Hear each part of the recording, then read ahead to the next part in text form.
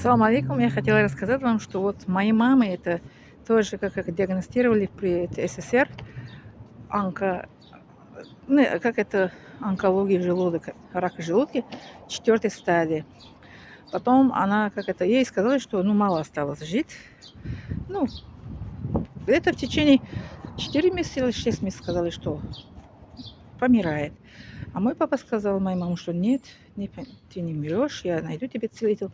Он нашел целитель моей мамы в Казахстане. Я рассказала, еще раз я вот хочу это рассказать, что кто если не слышал, или кто-то из вас только зашел это сайт, потом моя мама, это целитель, это в Казахстане, город Туркестан, Чемкенская область, это лечил моя мама.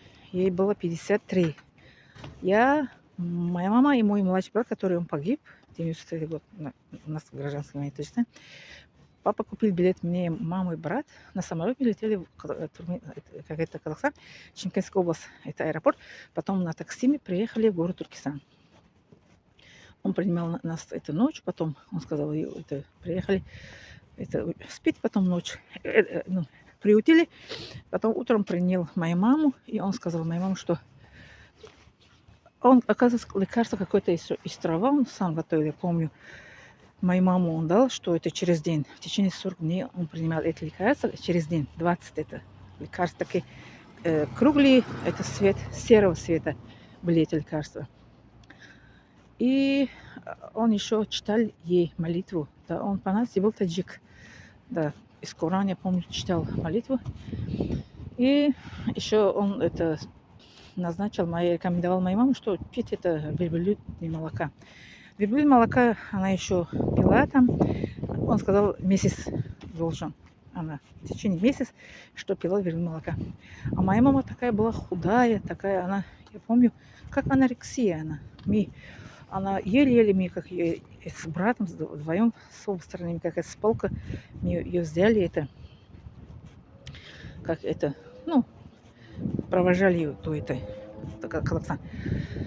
После лечения, после вот этого лекарства, после вот этого места, которое мы побывали там, моя мама, она пошла на поправки, она приехала, потом она еще, это, потом он сказал, что в течение еще 3 года, что она поехала сюда. Потом второй раз мы поехали, лекарства тоже он назначал 3 года. А потом 2 года, остальные, он сказал, не надо уже лекарств, не надо. 3 года подряд это она пила и лекарства, и, как ее зовут, и молоко, и читала это молитву. Потом в течение 5 лет моя мама полная, она поправилась, сняли ее с учета, и она работала дальше свою работу и пошла на пенсию. Еще 25 лет она жила после этого, но она держала пост. Она держала пост, я помню, понедельник, это четверг, она не пропустила. Да, не пропустила с папой, они вдвоем они держали пост. И кроме Рамадана она держала дополнительный пост еще. Это вот Мухаррам, еще вот это Шавал она держала, помню. Она вот это с этой пост, она как это держала часто, я помню. Поэтому она пост больше как это, никакие болезни, как она не болела. Ну, 80 лет она умерла. Моя прабабушка тоже 95 лет она жила. Моя прабабушка, мамина бабушка. Она тоже религиозная была, она тоже никакие болезни не болела. Ну, тоже по рассказу моей мамы, она тоже держала пост, она тоже это была как религиозный человек, держала пост. Да, люди, которые они верят в Аллах, они всегда, они держат пост, они всегда знают, они через это как по наследству передается. Вот моя мама от бабушка получила и нам передала, а я вот мы свои дети передаем. Вот так, иншаллах. Спасибо за внимание. Не забывайте подписаться, пожалуйста.